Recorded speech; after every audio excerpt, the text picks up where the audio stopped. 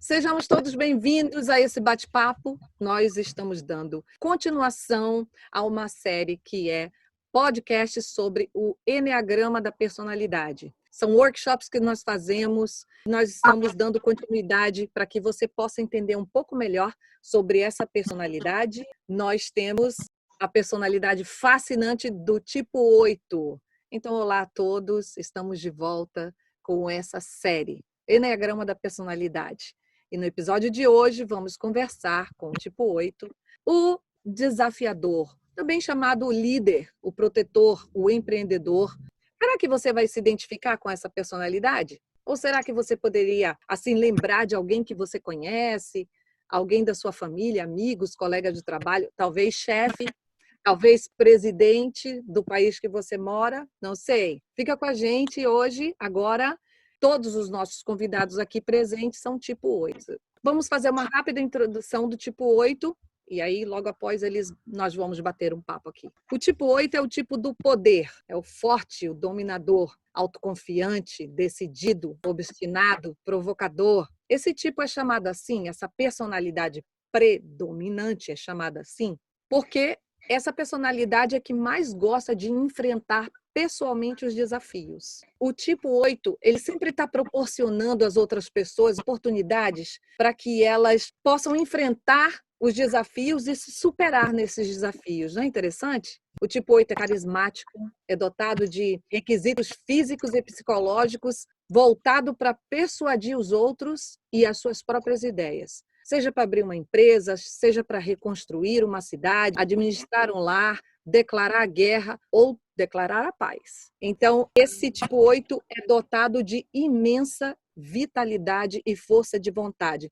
Então, as pessoas do tipo 8 acreditam que você tem que ser forte, poderoso para poder assegurar uma proteção e respeito em um mundo difícil. Isso é inconsciente, tá? Vamos lembrar. Consequentemente, os 8 buscam justiça, são diretos, são fortes e são orientados para a ação. São também exageradamente impactantes, excessivos e, às vezes, impulsivos. O que mais que eu poderia dizer sobre o tipo 8? Acho que já deu uma boa base, né? Vamos dizer assim, eu acho que eu acrescento... Como? Perfeito. Calma lá que já vem as perguntas, né? Eu só queria adicionar que o tipo 8 tem uma energia inesgotável. Quem convive com eles sabe, e eles gostam de promover mudança no ambiente em que vivem. Desde cedo, eles descobrem que a vida exige força, determinação, persistência e muita resistência. Essas são as qualidades que eles cultivam em si e também buscam nas outras pessoas. Ou seja, eles esperam que a gente também seja assim. As pessoas do tipo 8 acreditam que você deve ser forte e poderoso para assegurar proteção e respeito nesse mundo. O que eu estou falando aqui, para a maioria das pessoas, isso é inconsciente. O que significa isso? A pessoa não sabe que ela é assim. Famosos tipo 8, Martin Luther King, atores John Wayne, Sean Connery, Paul Newman, Glenn Close, Jack Nicholson, líderes, muitos líderes, Indira Gandhi, Roosevelt, Gorbachev, Donald Trump, Fidel Castro, Hugo Chávez, Winston Churchill, Saddam Hussein, cantores, Frank Sinatra, também tem o Bernardinho do vôlei lá do Brasil, o Edmundo no futebol, o apresentador da Atena, na Fórmula 1 tem o Nelson Piquet, pesquisa na internet que tem muito mais. Então vamos lá, como as pessoas do tipo 8 são muito fortes, eu gostaria de fazer uma pergunta aberta. Quando é que você nota essa intensidade que você tem? Quando é que você nota que você é intenso? Será que tem alguma coisa que faz você perceber, estou muito aqui intenso, dominador? Que exemplo? Tem algum exemplo que você lembra? Pode ser do teu passado, pode ser de muitos anos atrás, que você notou que você estava bold, intenso em alguma situação. Às vezes a gente tem aquela urgência. Uma coisa que me incomoda muito é o fato de estar lidando com pessoas lentas, relutantes, vacilantes. Isso é uma coisa que incomoda muito, pelo menos a mim. Então eu fico assim, sabe, porque eu mexo com esporte, E o esporte demanda muita velocidade e ação, né? Então, eu não sei se é por causa disso, mas é uma coisa que me incomoda. Pessoa lenta, de raciocínio lento. Ó, eu vou acrescentar uma coisa ali do raciocínio lento, porque percebe que a gente é too much. É que quando a gente percebe que as outras pessoas estão num outro tempo, estão de boa, tipo, estão na brisa, e a gente está numa aceleração, dizendo assim: ei, peraí, vocês não vão fazer as coisas, não? A gente vai ficar aqui olhando todo mundo, ninguém vai fazer nada? Então a gente percebe que as pessoas têm um tempo e que nós temos outro. E aquilo que ele falou, a gente acha as pessoas um pouco lentas e sem iniciativa. E isso, de uma certa forma, eu, no meu caso, meio que me irrita. Assim, quando eu olho, eu digo, pô, mas eu vou ter que tomar a iniciativa, porque o povo aqui, se eu for esperar esse povo, não vai sair nunca. Exato. Mas, assim, aí a gente percebe, aí eu olho assim, eu digo, mas por que que eu tenho que fazer se ninguém está interessado em fazer? Então, eu vou na onda deles também aqui, porque senão eu vou ficar estressada aqui, botando todo mundo para correr. É como se a gente estivesse metendo os pés pelas mãos, né? Se a gente fizesse alguma coisa.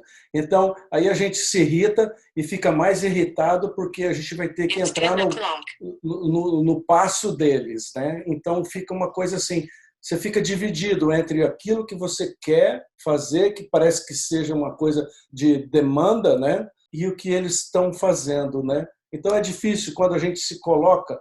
Eu fico irritado comigo quando eu me vejo numa situação onde eu não tomo conta, eu não estou tendo aquele comando, aquela velocidade e aquela presteza, aquela eficiência daquilo que tem que ser feito, não está acontecendo no tempo que eu gostaria. Então, é uma coisa que eu tenho que trabalhar. Aliás, eu já comecei, Cíntia, eu tenho que te agradecer por tudo isso, porque você me deu uma ferramenta fantástica. Eu aprendi a me autoconhecer depois de muitos anos. Foi muito bacana. Tem melhorado muito, viu? O que eu noto que me incomoda é engraçado, né? Você falou do esporte, eu também faço esporte, ou no trabalho, eu já tenho uma certa paciência se a pessoa for lenta. O que me incomoda profundamente é se alguém me desafiar, e é como se eu dissesse assim, mas eu não estou aqui para desafiando ninguém. Exato. É lento, continue lento. Eu te abraço. Se tu é forte, vamos embora junto. Mas se você me desafiar, aí o negócio fica feio. É. Porque aí eu vou pensar em todas as formas para poder dominar a pessoa. Exatamente. E faço isso no trabalho, eu estou online, né? Faço isso no trabalho de uma maneira mais, né, pensada hoje em dia, né? Eu não devia ter falado isso, né? Planejado. Eu faço isso no meu esporte, né? É como se tivesse um outro intuito, né? É com amor, eu tenho paciência, mas só não me desafie, entendeu? É esse o problema mais grave. Se me desafiou, aí tu vai arranjar um inimigo. Mas bem consciente, porque eu estou tentando trabalhar, mas tu vai arranjar um inimigo. É. Porque você já está querendo desafiar e eu não estava tentando te desafiar. Eu estava aceitando a sua lerdeza, ou a sua incapacidade de fazer uma coisa, ou a sua incapacidade de terminar uma coisa. Eu estou aceitando tudo. Mas se você me desafiar, aí complica. Desculpa, acho que eu falei demais, né? Não, é bem por aí mesmo. E existe um outro lado que também é muito interessante. Tudo isso que você falou, Sara, eu concordo 100%. O desafio é um problema. Mas também é interessante quando nós desafiamos alguém. Eu, geralmente, quando eu desafio alguém ou alguma situação, não é por causa do resultado, mas é porque eu quero ver qual vai ser a reação daquela pessoa. Eu acho muito interessante ver como a pessoa reage quando ela é desafiada. Que tipo de atitude ela toma, que postura ela tem. E aí você interpreta aquilo e você vê, por que, né? Eu acho, né? A única coisa ruim, negativa, é porque, na maioria das vezes, a gente se acha superior. E aí o resultado daquele... Quando você desafia alguém, aí a pessoa reage ao desafio, aí você olha para aquela pessoa, isso é o que eu falo que eu acredito ser negativo. Aí você olha e fala, coitado, né? O cheiro, isso é uma coisa negativa. Mas é uma coisa... Né, é uma reação que a gente tem e é interessante isso, a gente vê a reação, olhar aquela pessoa, analisar, julgar, né, que é o nosso eterno defeito. e ver isso daí, né? Parece ser uma maldade, mas parece que está intrínseco. É triste, né, por um lado, porque, na verdade, é uma maneira que a gente julga para ver, concordo com tudo que você falou, para poder ver se a pessoa junto com você. Exatamente. Desafia para saber se a pessoa é leal, se é tudo que a gente pensa que a gente carrega, né? Nós vamos lá, nós vamos aí onde vocês estão falando, nós vamos aí. Bora ver, cadê o Luke Skywalker e o Fabian? Nós vamos voltar aí onde vocês tocaram nesse ponto, é muito importante. Fale aí, Luke Skywalker e Fabian, tá faltando vocês dois. Então, deixa eu falar então. Antes de eu fazer o Enneagrama, eu, né, não entendia, né, a fraqueza alheia, né? Não era fraqueza, né? Como elas faziam as coisas no tempo dela, né? E eu considerava isso, e isso me irritava por causa né, de não aceitar as pessoas fracas, né? E depois, né, que eu fui me conhecendo, claro, né, isso foi mudando com o tempo, e o que mais me ajudou foi o Enneagrama, claro. Mas antes do Enneagrama, essas pessoas, eu via as pessoas da seguinte maneira, né? Se eu faço, elas têm condição de fazer. E eu tentava passar para as pessoas a maneira que eu fazia e como eu fazia. E na minha cabeça eu via eles como não quer fazer porque é preguiçoso, porque, né, não quer fazer, quer irritar as pessoas e assim por diante. Mas não era, né? Eu não respeitava as limitações das pessoas, é como nós temos limitações, não nessa área, claro, mas em outras áreas, mas eu não respeitava as limitações delas de ver que elas se curvavam perante um obstáculo, entendeu? Boa noite, estou aqui. Sim, concordo bastante com o que o Luiz acabou de expor agora. Eu acho que uma coisa que eu estou percebendo agora, eles têm uma coisa a fazer e já agora, não consegui entender como que essa pessoa está demorando para fazer isso. Tem as ferramentas, é agora já, não é amanhã, não é depois. Hoje em dia, graças a Deus, a coisa está bem mais calma, está começando a respeitar os tempos, as formas, começando a entender que a minha forma de ver, a minha forma de fazer as coisas não são as únicas, não é a única forma. Aos poucos, levou tempo, graças a Deus, quase com 50 anos está começando a cair a ficha, né? Estava direcionando algumas coisas para o grupo e eu comecei a, meio que mandar em todo mundo, né? Não, faz assim, faz assado, pegava a mão de todo mundo. Aí você olhou para mim, você e o Juan olharam para mim falando assim, nós já sabemos que você é. Tem horas que eu me vejo assim mesmo, tomando conta de tudo, querendo fazer tudo ao mesmo tempo. Então, às vezes, eu sinto que eu tenho que baixar um pouquinho, mas ao mesmo tempo não consigo. Quando eu vejo, fazendo de novo, entendeu? Então, nesse momento, eu acho que eu sou muito intensa nisso, de querer fazer tudo para todo mundo o tempo inteiro e tomando as rédeas, não sei. É assim que eu me sinto na maioria das vezes, né? Ou seja, todos os dias. Muito bom, muito bom. Então, vocês já observaram que o tipo 8 tem, assim, uma abordagem bem direta, né?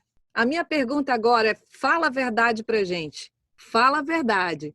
Você consegue perceber quando é que você está desafiando as pessoas para saber do que ela é feita, de que lado que ela está? Você já consegue perceber isso no momento em que você está desafiando? Conta aí. Não, totalmente sincero e honesto. Não consigo perceber. É uma coisa inconsciente. Eu acho que, como o Luigi conversou agora, o Enneagrama foi uma coisa que mudou completamente o modo de pensar, né? Eu tinha uma grande dificuldade de compreender, acho que a grande maioria das pessoas, porque é muito difícil você, quando você se acha capaz, achar simples, tudo tem uma solução, seja boa ou ruim, mas existe uma solução. E muitas pessoas têm essa dificuldade. A gente chama de dificuldade, para elas faz parte da vida delas normal, ok. Mas isso só a gente foi começando a interpretar depois do Enneagrama. Então, estou dizendo coisa de 1, 2 anos para cá. Então, eu vivi praticamente minha vida inteira, quase 50 anos, achando como que realmente as pessoas têm essa dificuldade e justamente não percebendo que a gente estava desafiando. Não dá para perceber, porque é uma coisa muito natural. A gente acha que isso faz parte do dia a dia, faz parte da situação, porque aquelas pessoas deveriam, no nosso modo de pensar, deveriam responder da forma simples, né? E da forma tem que fazer. Como assim não consigo? Você tem que fazer. Não existe não consigo, não existe isso. E aí você percebe isso, você vai lá, você desafia, você quer ver que a pessoa... Porque, na verdade, você não quer desafiar porque você quer o mal da pessoa e você quer que ela se coloque numa situação ruim. Não, mas você quer que ela se melhore. Você quer mostrar para ela que ela tem condições, sim, que ela pode melhorar, que ela pode se superar, né? O desafio não é uma coisa...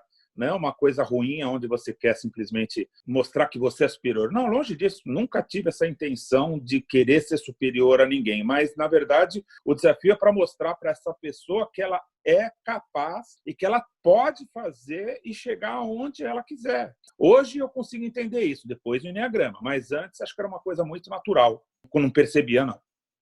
Eu concordo com o Carlos. Exatamente da maneira que eu sinto também. Depois do Enneagrama, eu tenho mais consciência de que eu estou desafiando, né? É uma coisa que, independente de ter consciência ou não, eu continuo desafiando, porque faz parte da minha natureza. Eu concordo com o Carlos quando eu digo eu não tinha o intuito de querer mostrar que era melhor ou não, mas era uma personalidade. Era um desafio para saber se ia fazer parte do grupo de amigos, e aí eu ia, né, continuava fazendo isso de uma forma inconsciente. Hoje em dia, depois do Enneagrama, que já tem uns bons 4, acho que quase 5 anos, né, Cíntia? Eu já tenho e me dá uma paz, porque eu controlo o que eu sinto, mas eu continuo desafiando. Mas eu controlo o que eu sinto, que eu começo a perceber na outra pessoa que ela não precisa ser exatamente como eu penso, que ela não precisa ter a força durante uma situação de desastre, né, se comportar da mesma maneira que eu. Mas não é uma coisa é uma coisa que eu trabalho, porque eu, no fundo, eu tenho a tendência de achar, por exemplo, né, perdeu o emprego, vai dar-se jeito. Vamos arrumar outro e vai dar-se jeito. E aí eu vou indo, né, então eu tento entender que a pessoa está se comportando de uma forma desesperada e eu vou tentando dentro do Enneagrama. Eu estou entendendo, mas eu não estou entendendo muito porque eu não estou aceitando, né, por dentro, né? Mas eu vou aceitando porque o Enneagrama vai te dando esse entendimento, né, com outras pessoas, né? Então você acalma, você não quer tão explícito o comportamento de força, né? De tomar a segunda, terceira, quarta opção que a gente pensa que a gente sempre carrega, né?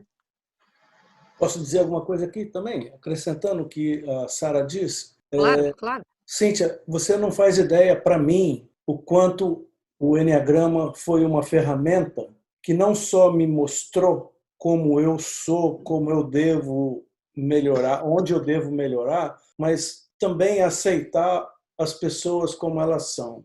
É interessante que essa ferramenta, a princípio, ela chega 50%, ela não chega totalmente. Tudo que você falou sobre o número 8, eu entendi, mas eu também entendi os outros números. E isso me deixou assim, sabe, 50%, porque as coisas têm que acontecer e cada um não pode fugir à sua característica. E foi ruim saber sobre essa questão do desafio para ti? Sim, essa foi uma questão extremamente importante para mim, porque tudo para mim era desafio, porque eu venho de um sistema competitivo e quanto mais desafio eu tenho, mais eu fico ligado em desafiar, em vencer e querer fazer a coisa melhor ainda. Então eu me tornava uma pessoa, isso eu estou trazendo isso dos 18, 20 anos, né? Então eu me tornava uma pessoa assim extremamente temível em algumas coisas. Nossa, e ficava aquela situação, né? E a gente chega e, rolo compressor, passando por cima, né? E era bem por aí. E hoje eu já vejo de outra forma. Então, eu sou muito grato porque ele não só mostrou quem eu sou, como eu devo ser, assim como eu tenho que aceitar as outras pessoas, como elas são. É uma pena que eu não consigo interpretar os números como eles realmente são. Alguns eu lembro, mas outros não. Quem mais quer falar sobre esse desafio? Vocês estão muito elevados com esse negócio de desafio. Vocês desafiam, nem sabem que desafiam. E nós estamos tomando aí na cabeça os desafios de vocês. E isso incomoda muita gente. Eu posso falar, Cíntia? Por favor. A parte do desafio aí sempre, não, isso eu sempre soube que, né, que eu estava desafiando as pessoas. Sempre foi parte de mim isso. Sempre foi uma técnica que eu sempre usei, né? Sendo 8. Então, isso eu sempre soube que eu fazia isso para desafiar as pessoas. Mas não era um desafio para mostrar se ela ia conseguir ou não. Era para, tipo assim, se eu consigo, ela consegue, ela só não sabe, entendeu? Então, eu vou puxar ela aqui e ela vai fazer, e vai ficar feliz e vai ver que ela consegue. Mas, sim, a maioria das coisas, né, era um desafio para mim e, sim, com certeza, eu sabia que eu estava tentando desafiar as pessoas, isso era sempre 100 pessoas. E hoje, né, continuo fazendo isso, mas de uma maneira mais light, claro. Mas antes, sim, o desafio estava sempre presente nas relações que eu estava, de amigos, companheiros, trabalhos, amorosos e assim por diante. É algo sem pensar, né, Maria e Fabiana? É alguma coisa. O Fabiano, ele foi o primeiro a responder. É a Andréia e a Maria que tem que falar. É uma coisa assim que vocês nem pensam quando se nota já está desafiando o povo. Eu tenho uma frase que eu me lembro que eu falava desde a minha infância e da adolescência, onde eu já tinha uma consciência assim de, eu não diria de eu sou forte, eu vou te desafiar porque eu posso, mas assim, eu tenho capacidade de arcar com as consequências. Tu tens? Eu sempre perguntava de alguém, eu assumo a responsabilidade daquilo que eu faço.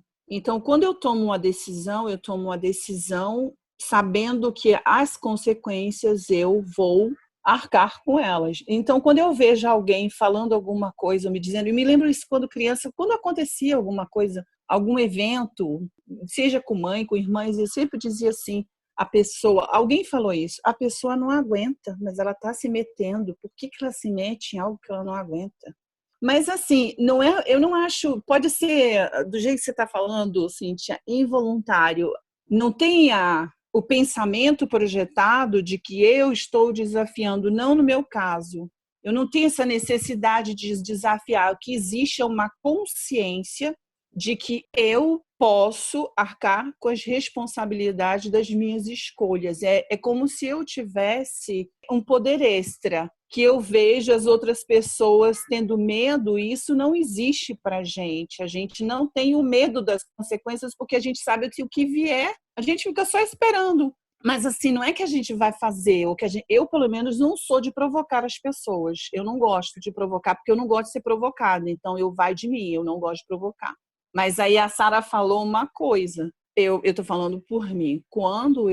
Na realidade, eu acredito que você está esperando uma resposta. E eu tenho uma personalidade, eu vou responder sempre de acordo com aquilo que eu penso e sou, e não em cima daquilo que tu estás esperando. Eu, na verdade, eu não sinto que eu estou provocando, mas eu sei que eu faço. Quando eu percebo, já fiz, entendeu? Como se fosse mais forte que eu. Mas hoje eu percebo quando eu realmente estou provocando. Mas se olhar para, como você falou, tempos atrás, uns 20 anos, passava desapercebido, não fazia a menor ideia que eu estava, na verdade, desafiando a pessoa. E hoje, pensando sobre as minhas reações nesses anos, 20 e poucos anos, eu estava provocando, mas sem a intenção de provocar, entendeu? É como faz parte de mim ser dessa forma. Como a Maria falou, às vezes as pessoas acham, na verdade, minha família é a grossinha, porque eu falo o que eu penso, quando eu vejo, já foi mais rápido que eu, entendeu? Eu não consigo controlar isso, eu tento, hoje em dia eu vejo, nem sempre, tá? Mas muitas vezes eu percebo que eu estou desafiando a pessoa, até fazendo caras e bocas que eu não percebo que eu estou fazendo, mas quando eu vejo a pessoa olhando para mim, eu sei que eu estou fazendo. Então, eu já consigo me controlar um pouco, muito pouco, tipo assim, 1% tem, entendeu? Mas faz parte do conhecimento que a gente está tendo agora, fazendo parte do Enneagrama. Muito bom, muito legal. Eu sei que vocês têm essas duas coisas que eu vou falar aqui, mas eu queria que vocês escolhessem uma que está mais forte em você agora, tá? Tudo ou nada, ou justo ou injusto. o que o teu radar dispara hoje com muito mais rapidez? Tudo ou nada, justo ou injusto? O que vem primeiro em uma situação? Então, mais, vamos dizer, que chame a sua atenção. O que dispara primeiro? Para mim, seria o justo e injusto. É o que primeiro vem em ação. Agora, o tudo ou nada era aos 20 anos. Hoje não. Hoje é justo e injusto. Para mim, Cíntia, o tudo é nada, para mim, não, eu nunca... Não, mais o justo e o injusto era a primeira, era a coisa mais espontânea para mim que eu olho na situação. Agora, o tudo ou nada de vez em quando, mas não tanto igual o justo e o injusto. Eu já vivi minha vida praticamente toda no tudo ou nada. De um período curto para cá, entrou mais no justo e injusto. Mas se fosse pegar em tempo, acho que grande parte da minha vida foi para o tudo ou nada. Mas hoje, o justo e o injusto mudou completamente. Bom, como você disse, na verdade, os dois ainda fazem parte, né? Não existe, não dá para descartar nenhuma das duas opções. Mas, colocando em proporções, hoje o justo e o injusto é mais forte do que o tudo ou nada. Estou meio atrasada no grupo, porque eu ainda estou no tudo ou nada.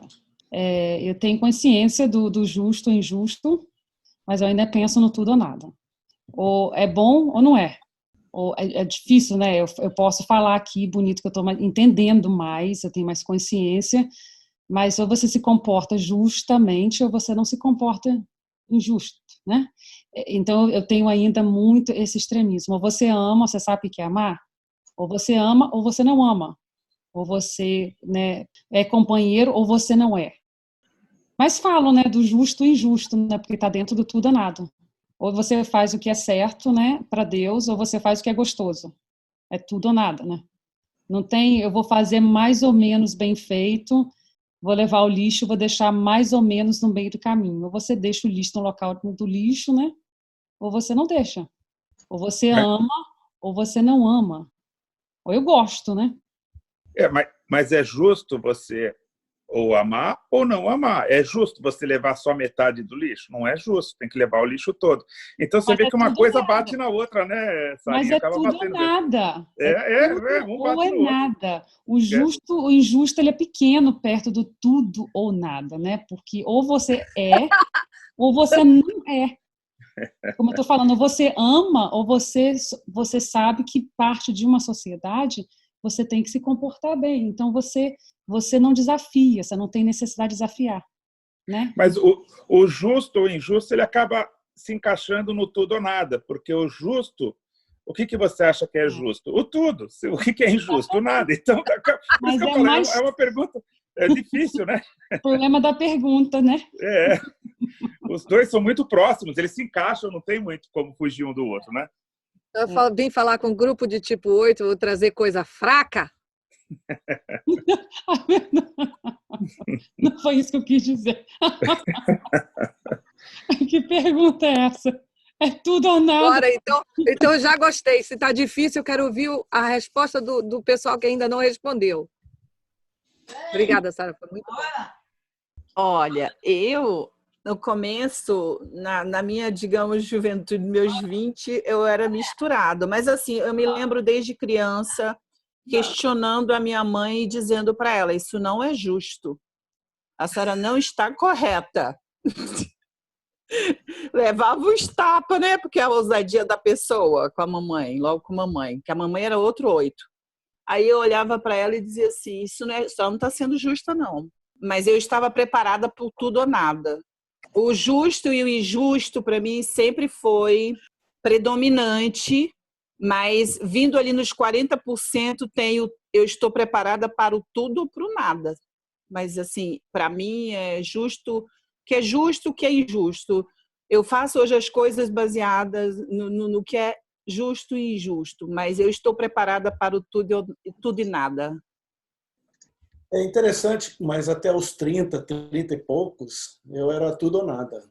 E depois que eu tive contato com a espiritualidade, eu comecei a deixar o tudo ou nada. Mas um paralelo entre o tudo ou nada e o justo e injusto, parece que quando você vai para o tudo ou nada, com a experiência de vida que eu vivi em cima disso, realmente parece que você tem 100% ou 0%.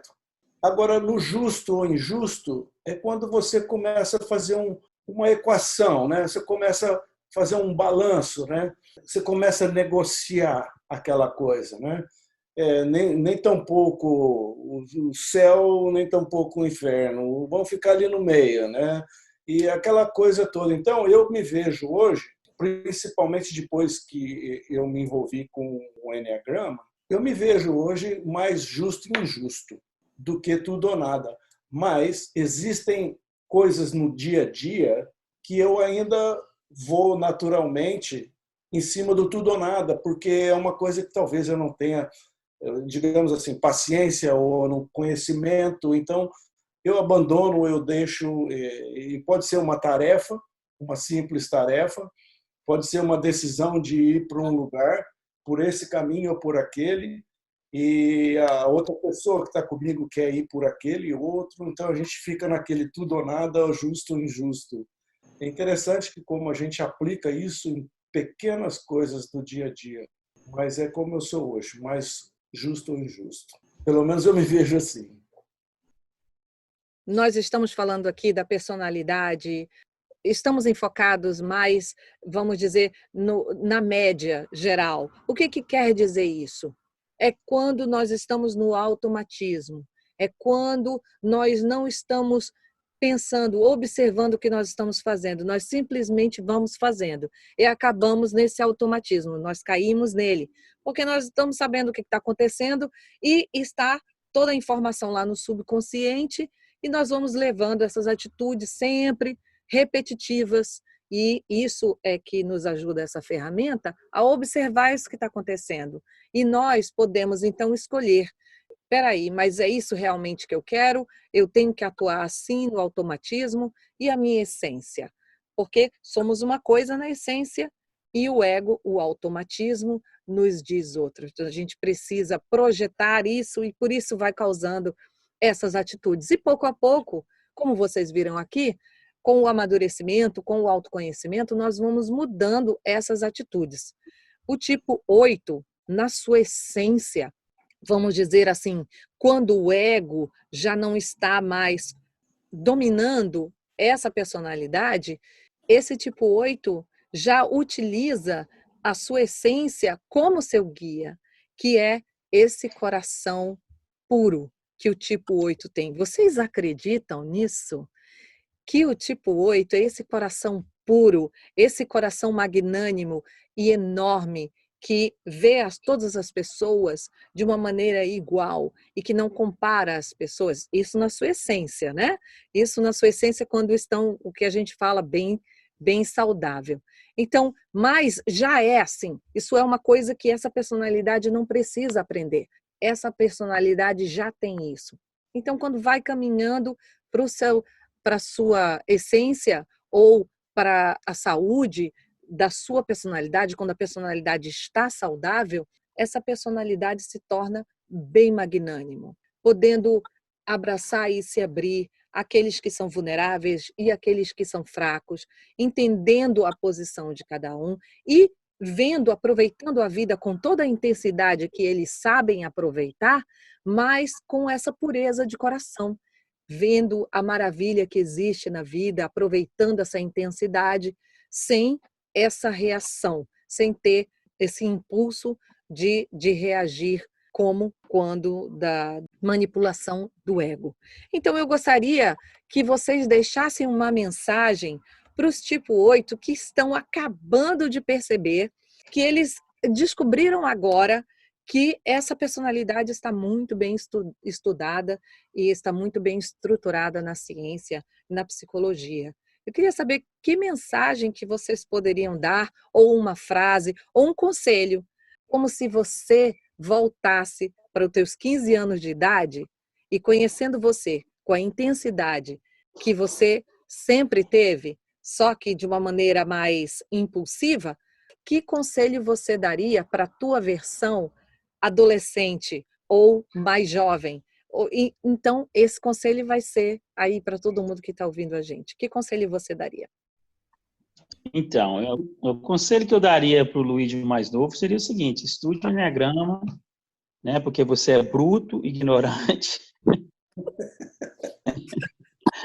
porque você é uma pessoa difícil de lidar, porque a personalidade 8, ela unhealthy, né? Ela não saudável, ela é bruto, ela é triste de se conviver com ela acha que eu deixo. Não é do jeito que você fala.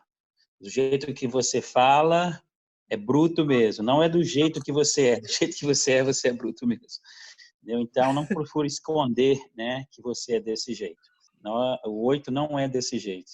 É bruto, tanque, passa em cima das pessoas para conseguir qualquer coisa. Não, não é isso. Ele é a pessoa, ele é realmente essa pessoa do coração grande que a Cíntia falou aí. Mas tem que se autoconhecer. Então, estude o Enneagrama. Estude coisas do autoconhecimento, da profundidade. Tá aí. Eu dando continuidade no que o Luigi falou, se eu também tivesse que voltar na minha adolescência, um pouquinho mais, eu justamente falaria, sem dúvida, estude o Enneagrama. Se você realmente quer o bem, né, que a sua brutalidade, às vezes, não é aquela brutalidade com a intenção de danificar ninguém, de danificar a situação. Isso quando você ainda está um pouquinho mais saudável também, mas a sua ideia... Então, o melhor para mim, o melhor de tudo, é você conhecer os outros tipos do Enneagrama. É você entender que as pessoas são diferentes, que as pessoas não pensam igual a você, que elas não agem igual a você, que elas não têm as mesmas atitudes do que você. Então, isso é o que mais... me conhecer foi bom demais, mas entender que as pessoas são diferentes de nós foi uma coisa que me fez compreender muito mais e respeitar muito mais as outras pessoas. Isso que realmente fez eu mudar. Então, se a minha ideia é fazer com que as pessoas entendam, se sintam bem, então a melhor maneira disso é eu conhecendo elas e não colocando, como o Luigi disse, não dessa forma tão bruta, tão pesada, igual a gente costuma agir, né? De uma maneira estúpida até, né? Mas não é um estúpido porque quer mal da pessoa, é estúpido porque quer que ela realmente tenha um bom resultado. Mas você conhecendo e sabendo que as pessoas são diferentes, isso faz com que a gente consiga parar a pensar. Às vezes a gente se sente um pouquinho esquisito, porque parece que a gente sai da nossa essência quando a gente faz isso, né? Eu tenho às vezes essas sensações, parece que não sou eu. Mas sou eu, só que eu tenho que tomar cuidado. As pessoas merecem cuidado, merecem respeito, merecem carinho. Então, às vezes, a gente até parece que está gaguejando, né? Parece que está... Mas somos nós mesmos, apenas com uma diferença, tomando mais cuidado, respeitando as outras pessoas que são diferentes, nem melhores e nem piores, apenas diferentes de nós. Aí eu vou depois do Carlos, que eu concordo exatamente com o que vocês vêm falando. E lembrar também que as pessoas não estão desafiando e não precisam ser desafiadas, né? Todo o tempo. Quando isso, né, que a gente acaba ver vocês que estão começando, é o autoconhecimento mesmo do Enneagrama, do nosso tipo, né? Que ajuda a gente a ter um pouquinho mais de entendimento, um pouquinho mais de paciência, um pouquinho menos brutalidade, ignorância, né? E saber que nem todo mundo está desafiando, né? O pensamento diferente do seu não quer necessariamente, né, dizer que vem aquele do tudo ou nada, né? A metade do caminho também é legal. E a gente não precisa ter o extremo, né? Existe o amor que ele é plantado com sementinhas, a gente vê uma planta como cresce e tudo. Não precisa ser uma coisa, né, espetacular sempre, né? Tem beleza nas coisas pequenas, né? Então, tem um pouquinho de paciência nas coisas, de ver o belo em coisas pequenas também, em detalhes pequenos das pessoas. E vem, né, junta tudinho, né? A espiritualidade, o enneagrama, o que a gente vai amadurecendo. Mas eu consigo ver como que deve ser bem difícil para quem está começando, uma pessoa mais jovem, uma pessoa desafiadora, uma pessoa que está com medo, né? Uma personalidade que está com medo, né? Está com o piloto ligado o tempo inteiro, se alguma coisa acontecer errado, o que eles podem fazer de mal com a gente, né? Se descobrir muito que eu tenho medo aqui, que eu sou muito amorosa, uma característica engraçada, né? Então, tem muita coisa para se conhecer e saber que a essência, o desafio e a doçura da gente pode ser mostrada, né? E que todas nós temos isso em excesso, né? A gente acha, pelo menos a gente acha que tem excesso, a gente acha também que tem mais do que as outras pessoas, né? Mas, né, com um pouquinho de paciência, né? Com as coisinhas sendo plantadas aos poucos, né? O recado que eu daria seria o de tolerância, que seria um pouco difícil da gente compreender, no caso, a gente bem mais jovem, mas assim, relaxar, sabe? Relaxa um pouco, não fica tentando fazer sempre do seu modo, seja mais tolerante, seja mais... Que eu acho que a paciência entra na tolerância. Acredite mais, porque o fato da gente achar que o outro, de não acreditar no outro, faz com que a gente tome a iniciativa sempre. Então, seria relaxe por causa da tolerância e acredite mais, sabe? Aprenda a relaxar, porque eu acho que daí sai esse nosso lado mais doce, mais amoroso, quando a gente aprende a relaxar. É isso. Posso dar o meu pitaco aí? Eu vou ser um número 8, boy. Eu vou deixar uma mensagem para a moçada mais nova aí. Seja paciente na vida, não seja paciente no hospital. É bem tipo o número 8, né? Era bem o que eu ouvia da minha mãe, então eu acho que é uma bela de uma mensagem. Sim, meu conselho para o Fabiano de 15, 20 anos atrás seria: se acalme, pense um pouco. Existem diferentes formas de encarar uma situação e não necessariamente a sua é a única ou a correta. Se acalme.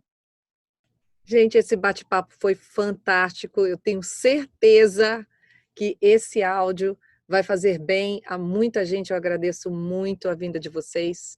E nós vamos ter, para o futuro, vamos aprofundar ainda mais nessa personalidade. Eu quero agradecer muito. Uma boa noite a todos.